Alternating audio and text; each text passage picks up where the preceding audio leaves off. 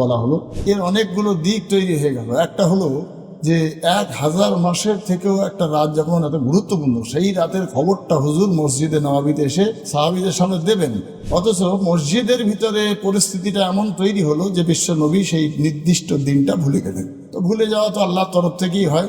তো ভুলে গেলেন মানেই আমাদের উম্মতের জন্য বিরাট একটা লাভও হলো, যেটা না চাইতে পাওয়া একদিনের একটা কাজ, একদিনের একটা ইবাদত, তার যে নেকি বা সওয়াব, তার থেকে আরো বেশি বেশি নেকি কামাবার একটা পথ তৈরি হলো যে নির্দিষ্ট দিনটা ভুলে যাওয়ায় আমরা 21, 23, 25, 27, 29 এই রাতগুলোয় যে লাইলাতুল কদর অনুসন্ধান করতে গিয়ে 2-4 রাকাত করে লাইলাতুল কদরের নামাজ, একটু কোরআন তেলাওয়াত, একটু জিকির আজকার, তসবিহ তেলাওয়াত পাঠ করে আমরা অনেকটা নেকি কামাবার একটা সুযোগ আল্লাহ আমাদের করে দিলেন। তো যাই বা হোক, সেটা তেমন একটা দিক। তাহলে এর থেকে একটা জিনিস বোঝা গেল যে মসজিদের ভিতরে হট্টগোল করাটা এটা চরম অপরাধ।